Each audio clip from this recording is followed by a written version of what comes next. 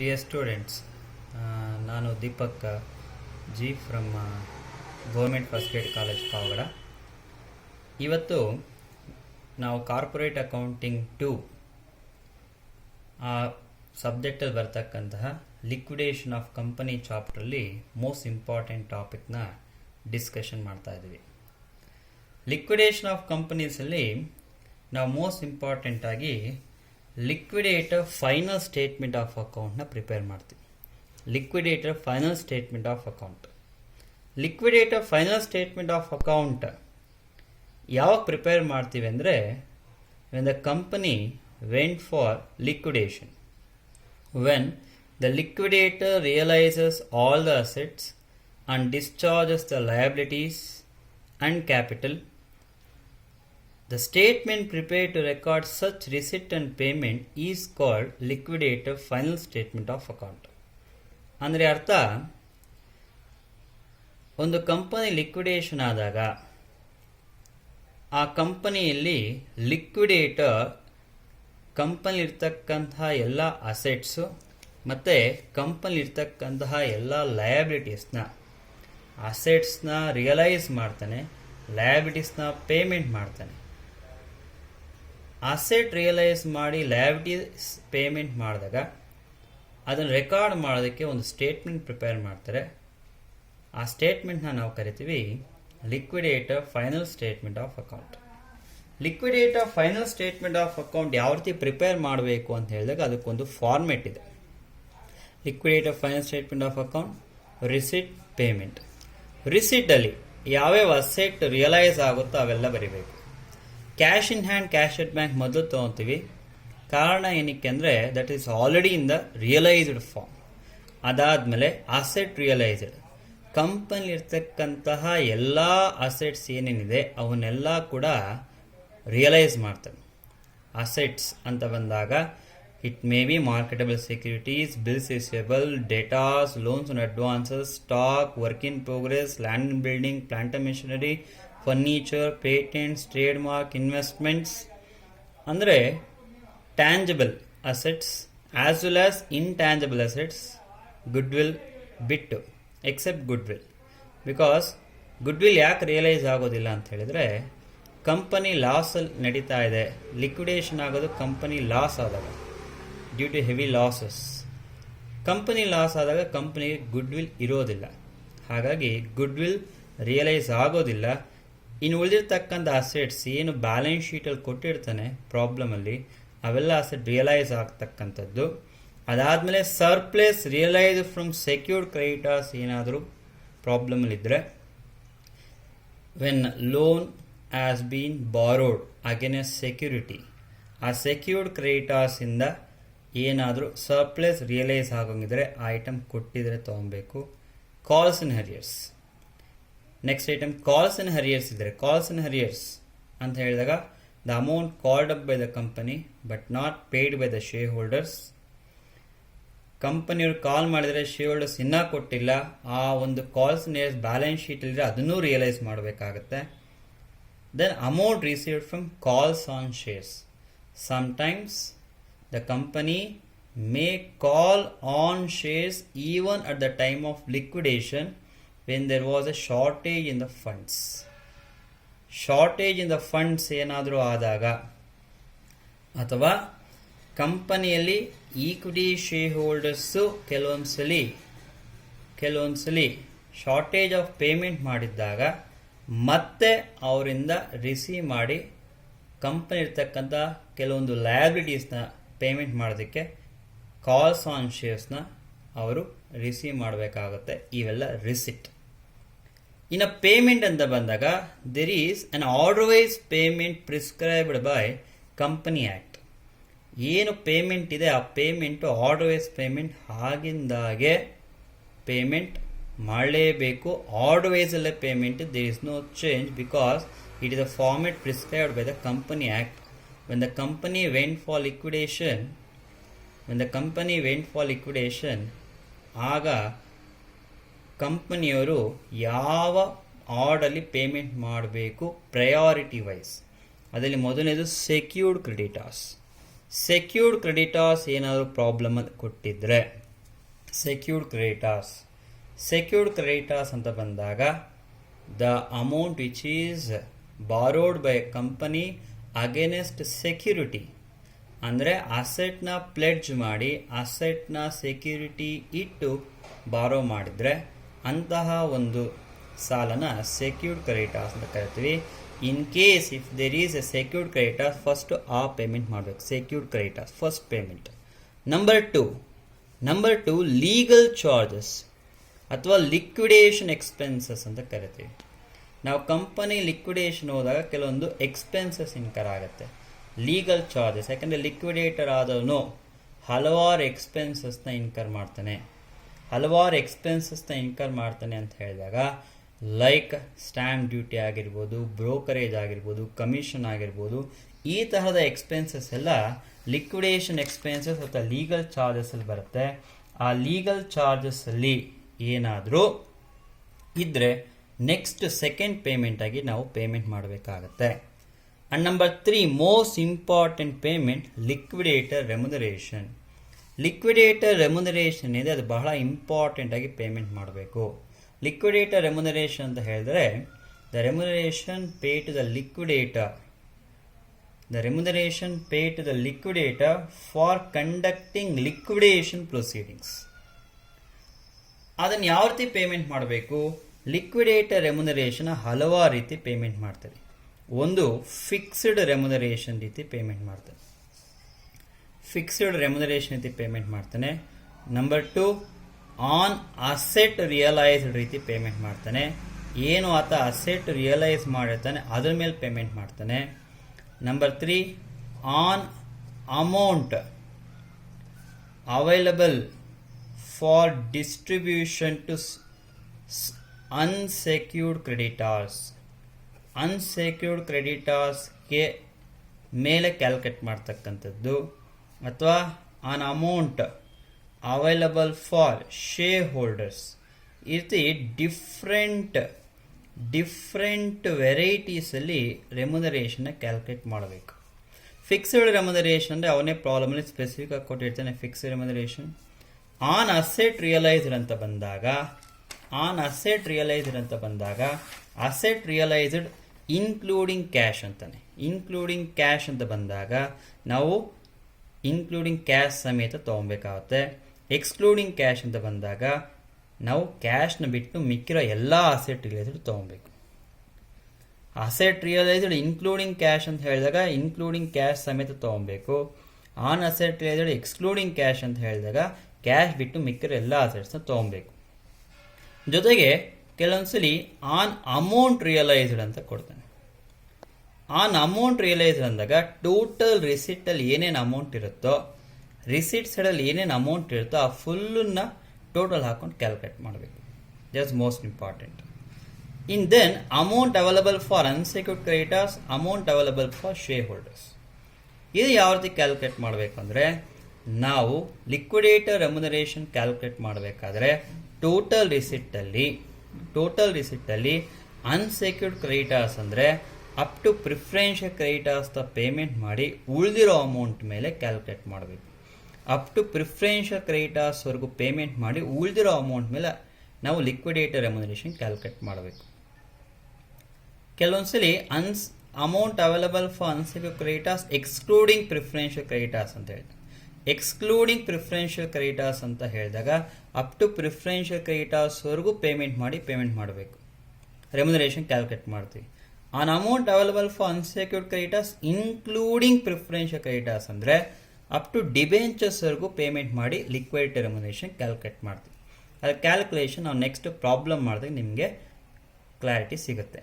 In number 4, on amount available for share holders.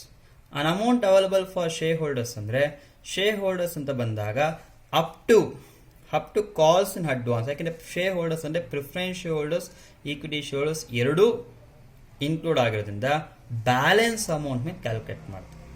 ಅದು ಆ calculation ಯಾವ ರೀತಿ ಬರುತ್ತೆ? ಆ ಕ್ಯಾಲ್ಕುಲೇಷನ್ ಬರ್ತಕ್ಕಂಥದ್ದು ವೆರಿ ಸಿಂಪಲ್. ಟೋಟಲ್ ರಿಸಿಪ್ಟಲ್ಲಿ up to calls in advance ಇದೆ ಅಲ್ಲಿವರೆಗೂ ಕ್ಯಾಲ್ಕುಲೇಷನ್ ಲೆಸ್ ಮಾಡಿ ಉಳಿದಿರೋ ಅಮೌಂಟ್ ಮೇಲೆ ಲಿಕ್ವಿಡೇಟರ್ ರೆಮ್ಯುನರೇಷನ್ ಕ್ಯಾಲ್ಕುಲೇಟ್ ಮಾಡಬೇಕು. ಸೊ ಈ ರೀತಿ ಡಿಫ್ರೆಂಟ್ ವೇಸಲ್ಲಿ ಲಿಕ್ವಿಡೇಟರ್ ರೆಮ್ಯುನರೇಷನ್ ಪೇಮೆಂಟ್ ಮಾಡ್ತಾರೆ.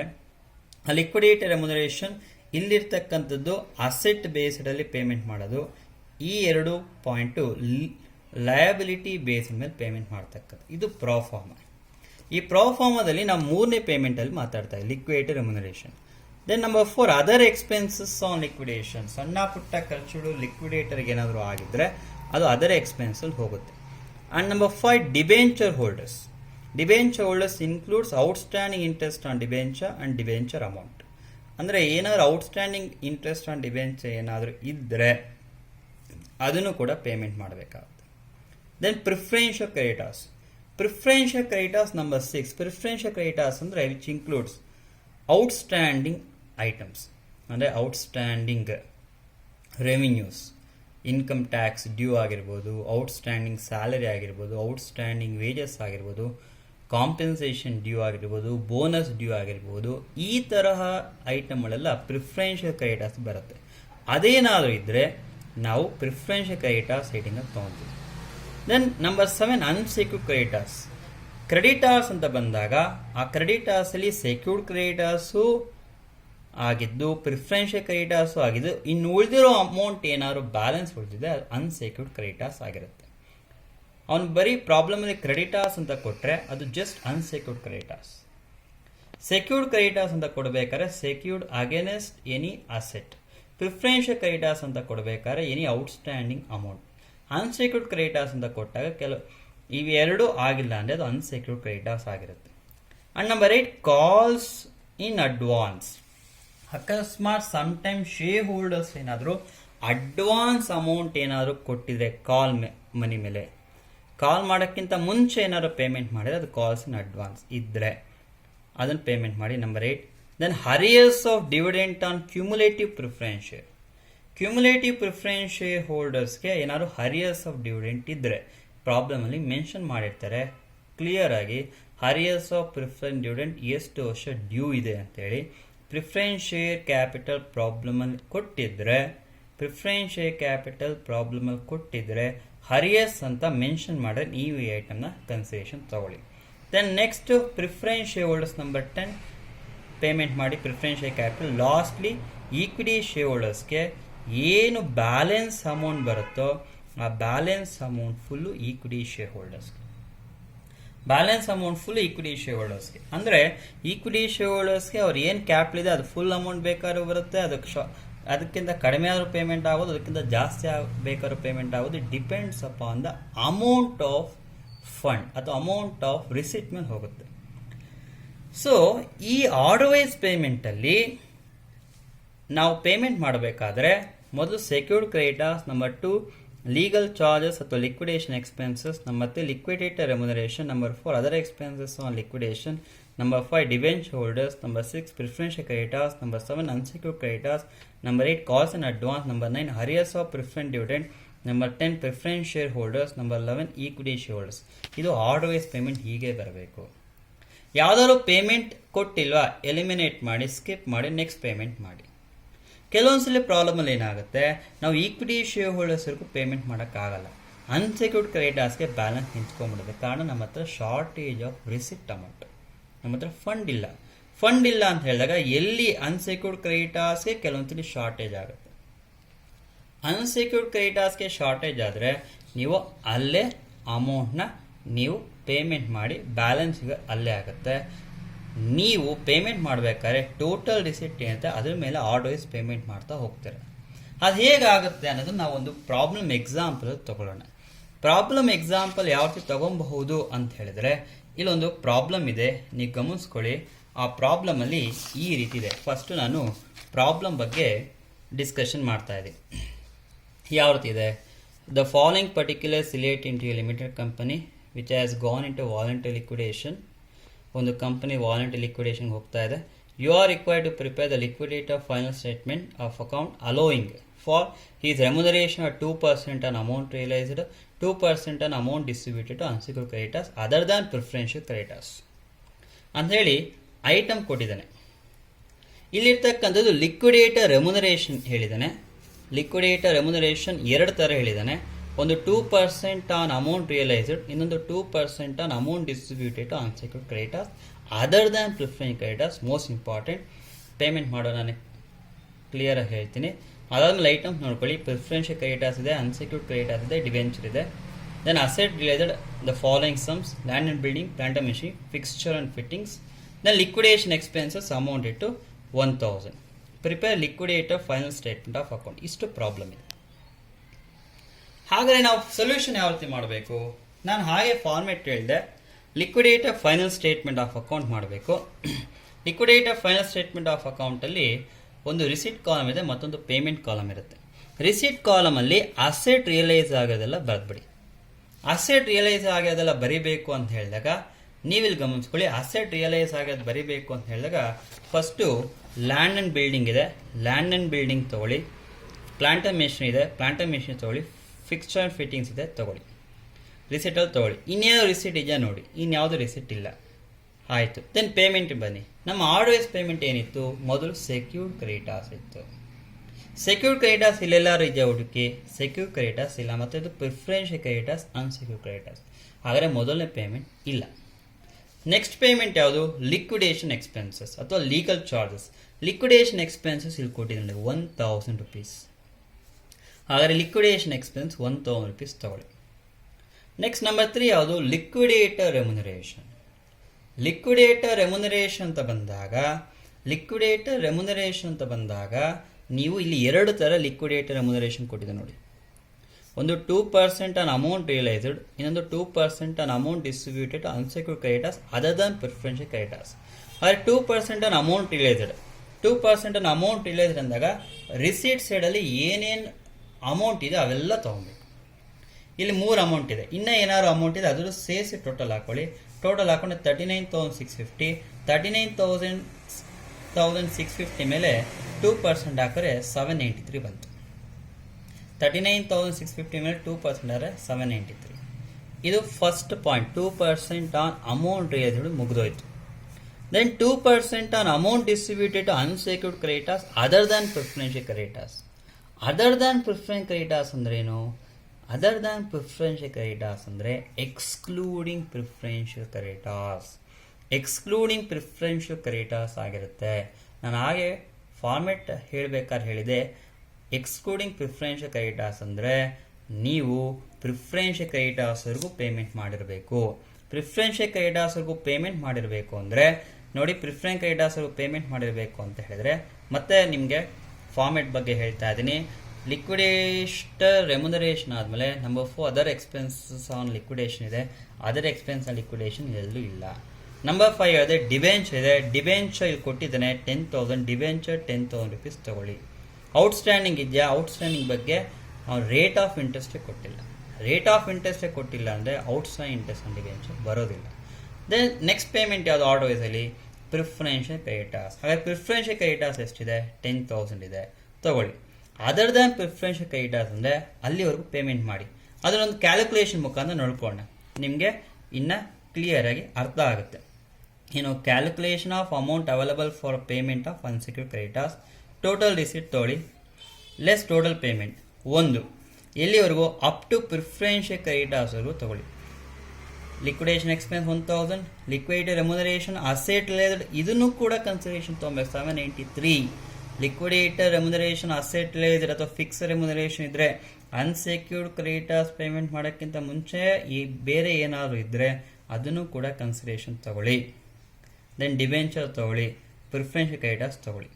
ಯಾಕೆಂದರೆ ಅದರ್ ದ್ಯಾನ್ ಪ್ರಿಫರೆನ್ಷಿಯಲ್ ಕ್ರೆಡಿಟರ್ಸ್ ಅಂದರೆ ಎಕ್ಸ್ಕ್ಲೂಡಿಂಗ್ ಪ್ರಿಫರೆನ್ಷಿಯಲ್ ಕ್ರೆಡಿಟರ್ಸ್ ಅಲ್ಲಿವರೆಗೂ ಪೇಮೆಂಟ್ ಮಾಡಿ. 21,793 ಬಂತು. ಲೆಸ್ ಮಾಡಿ 17,857 ಇದೆ. This is the amount available for payment to unsecured creditors before remuneration. Liquidator remuneration payment ಮಾಡೋಕ್ಕಿಂತ ಮುಂಚೆ ನಮ್ಮ ಹತ್ರ ಅನ್ಸೆಕ್ಯೂರ್ಡ್ ಕ್ರೆಡಿಟರ್ಸ್ ಪೇಮೆಂಟ್ ಮಾಡೋದಕ್ಕೆ 17,857 ಅಷ್ಟು ಅಮೌಂಟ್ ಇದೆ. ಹಾಗಾದರೆ ನಾವು ಅನ್ಸೆಕ್ಯೂರ್ಡ್ ಕ್ರೆಡಿಟರ್ಸ್ ಎಷ್ಟಿದೆ ನೋಡ್ಕೊಳ್ಳಿ. ನೋಡಿ, 32,000 ಇದೆ, 32,000 ಇದೆ. ನಮ್ಮ ಹತ್ರ ಅಮೌಂಟ್ ಇರೋದು 17,857. ಹಾಗಾದರೆ ಇವೆರಡು ಕಂಪೇರ್ ಮಾಡಿ, ಸಫಿಷಿಯೆಂಟ್ ಇದೆಯಾ ಶಾರ್ಟೇಜ್ ಇದೆ ನೋಡಿ. 32,000 ರೂಪಾಯಿ ಅನ್ಸೆಕ್ಯೂರ್ಡ್ ಕ್ರೆಡಿಟರ್ಸ್ ಇರೋದು, ನಮ್ಮ ಹತ್ರ ಅಮೌಂಟ್ ಇರೋದೆ 17,857. ಹಾಗಾದರೆ this is shortage of fund to make payment to unsecured creditors. Shortage of fund to make payment to unsecured creditors. It means insufficient balance. ನಮ್ಮ ಹತ್ರ ಸಫಿಷಿಯೆಂಟ್ ಅಮೌಂಟ್ ಇಲ್ಲ ಅನ್ಸೆಕ್ಯೂರ್ಡ್ ಕ್ರೆಡಿಟರ್ಸ್ ಪೇಮೆಂಟ್ ಮಾಡೋದಕ್ಕೆ. Unsecured creditors payment ಮಾಡೋದಕ್ಕೆ sufficient balance ಇಲ್ಲ ಅಂದರೆ ನೀವು remuneration calculate ಈ ರೀತಿ ಹಾಕೊಳ್ಳಿ. Liquid remuneration equals amount available into rate divide by 100 plus rate. ಎಷ್ಟು ರೇಟು? ರೇಟ್ ಇರ್ತಕ್ಕಂಥದ್ದು 2%. ಯಾವುದ್ರ ಮೇಲೆ ಏನು ಅಮೌಂಟ್ ಇದೆಯೋ ಈ ಅಮೌಂಟ್ ಮೇಲೆ ಕ್ಯಾಲ್ಕುಲೇಟ್ ಮಾಡಿ. 17,857 2 by 102 ಹಾಕಿದ್ರೆ 350. This is a insufficient balance. Insufficient balance ಇದ್ದಾಗ ನೀವು ಏನು ಅಮೌಂಟ್ ಇದೆಯೋ ಆ ಅಮೌಂಟ್ ಮೇಲೆ ಕ್ಯಾಲ್ಕುಲೇಟ್ ಮಾಡಬೇಕು.